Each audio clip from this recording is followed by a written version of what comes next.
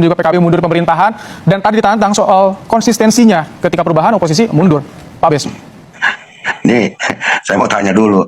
Bung Fahri yang dulu pernah menyatakan Pak Jokowi sinting di tahun 2015, ini sekarang jadi jubir istana atau apa gitu? Kan dulu pernah mengatakan Pak Jokowi itu sinting gitu. Diksi itu mungkin tidak perlu diulangi lagi. Pernah menyindir atau pernah mengkritik Pak Jokowi ya, Pak Bes, karena kita live juga nih. Nah, ini kan mengklarifikasi bahwa sebetulnya, mengkonfirmasi bahwa sebetulnya Bung Fahri ini juga nggak tahan jadi oposisi kan gitu. Gitu. Boleh saya jawab nggak? Boleh saya jawab nggak? Baik. Silakan, gimana Bang Fahri itu langsung. Saya tidak ada dalam kabinet, saya tidak ada dalam legislatif, partai saya partai baru, tidak ada dalam kekuasaan, tidak dimanapun. Jadi tidak bisa dipaksa untuk mengambil sikap berada di dalam pemerintahan atau dalam pemerintahan. Sebab partai belum ada. Baik. Gimana caranya berada dalam pemerintahan? Sudah ya, Bang Fahri, soal tadi sudah Anda jawab. Saya langsung kasih kesempatan ke Pak Bes. Pak Bes, silakan lanjutkan. Pak Anies Baswedan ini ada hubungannya dengan Pak Jokowi, ini hubungannya dengan calon Anda. Dia juga bukan bagian dari anggota Partai Nasdem. Beliau bukan anggota partai PKB, bukan juga PKS. Masa Pak Anies disuruh oposisi?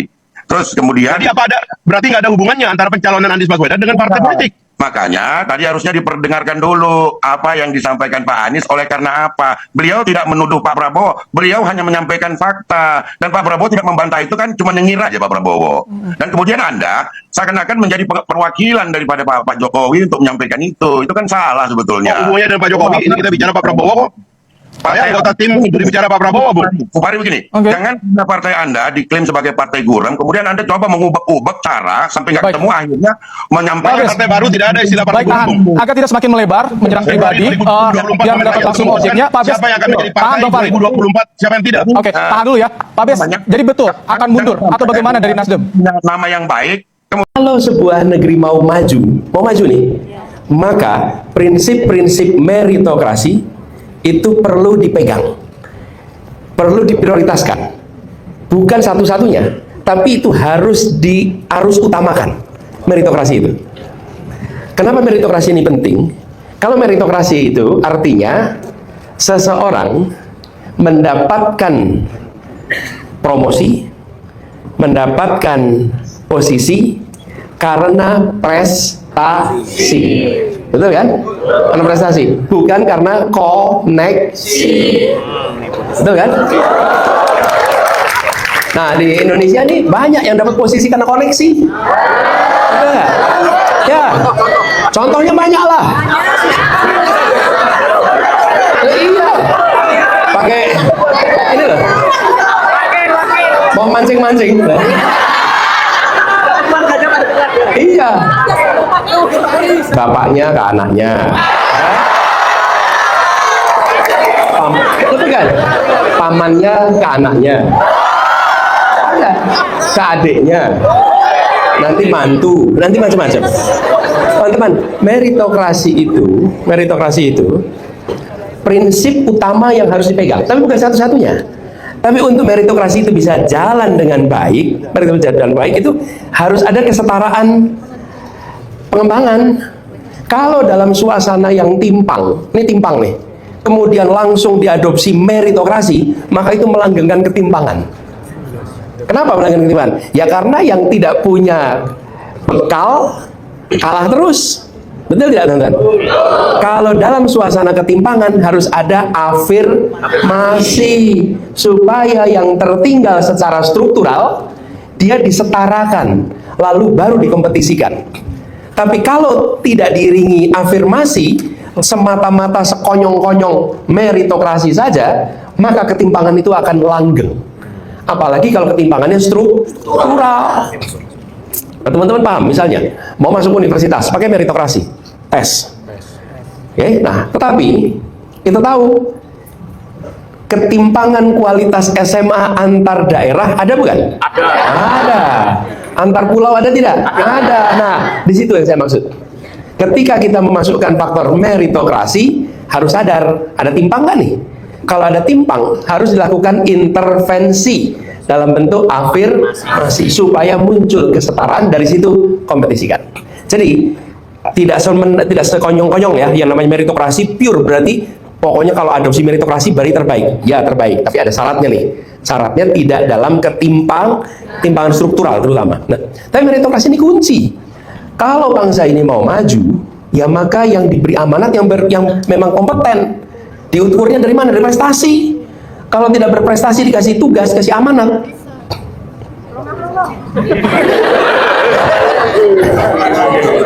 Ya nanti nggak bisa ngapa-ngapain, bukan?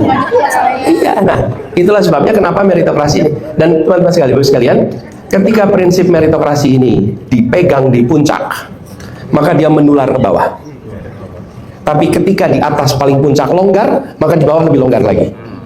Di bawah lebih longgar lagi. Saya pernah datang nih rombongan guru-guru dari sebuah provinsi. Mereka menceritakan, Pak, di tempat kami ini, kalau rekrutmen guru yang diangkat, guru yang diangkat dari guru P3K, diangkat, itu adalah guru-guru yang punya koneksi, yang punya hubungan keluarga, ponaannya si Anu, anaknya si Anu, sepupunya si Anu gitu.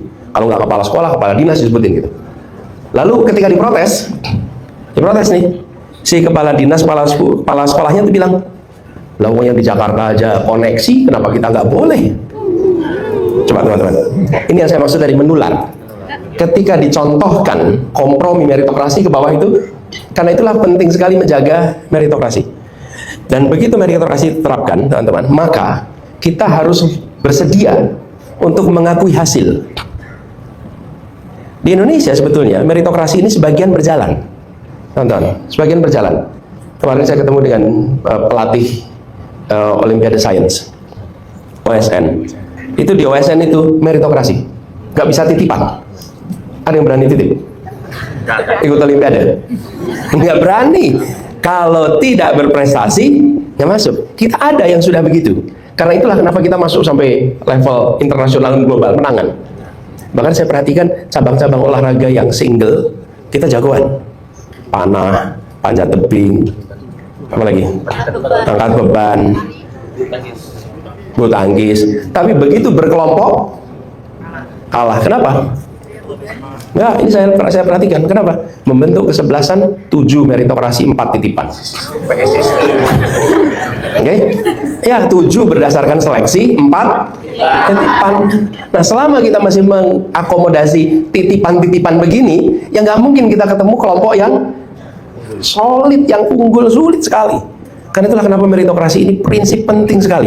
Di sekolah juga begitu. Nah, ini harus dimulai bukan hanya dalam politik, teman-teman sekalian, Bapak Ibu.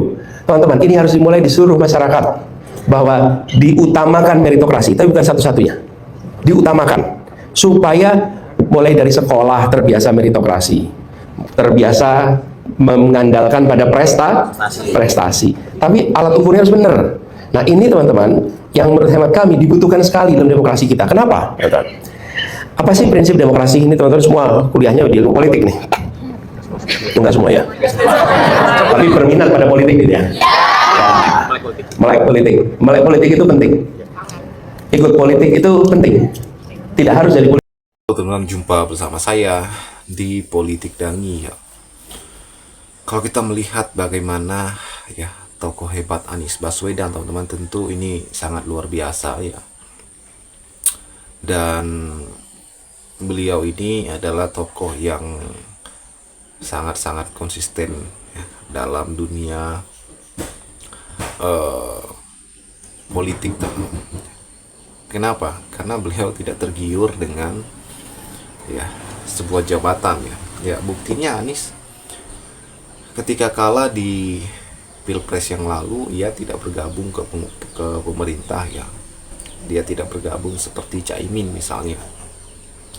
Namun berada dan konsisten ya di garis oposisi, teman-teman. Memberikan kritikan ya, memberikan sebuah semangat ya bagi masyarakat, bagi para pendukungnya. Dan kritikan-kritikan ini Anies ini sangat luar biasa, teman-teman ya. Menyuarakan suara rakyat, menyuarakan suara masyarakat ya. Apalagi situasi politik yang saat ini ya, ekonomi sulit ya, bagaimana dolar yang saat ini belum masih sangat kuat ya kan. Anies selalu memberikan kritikan, apalagi pada saat janji kampanye ya, Gibran teman membuka 19 juta lapangan pekerjaan ya kan? Itu terus digaungkan. Pidato-pidato Anies tentu sangat-sangat berkualitas teman-teman, dan ini kalau kita melihat ya apa yang dilakukan Anies Baswedan ya membuat kita semakin bangga, semakin yakin bahwa Anies Baswedan ini tokoh yang sangat luar biasa ya, calon pemimpin masa depan ya. Jangan heran ya, beliau itu bukan pejabat publik namun mempunyai elektabilitas yang cukup tinggi ya di kontestasi Pilpres 2029. Ini adalah sebuah hal yang sangat menurut saya sangat langka teman-teman, sangat luar biasa ya. Partai beliau juga ya masih dalam tahap pendaftaran ya, masih dalam tahap verifikasi, jadi belum sebesar partai-partai lain. Nah tapi ya nama Anies yang terlalu besar ini ya sangat dinanti-nantikan masyarakat teman-teman untuk berkontestasi lagi di Pilpres 2029. Saya yakin bahwa apa yang dilakukan oleh Anies ini adalah langkah politik yang sangat ditunggu masyarakat. Bagaimana menurut kalian?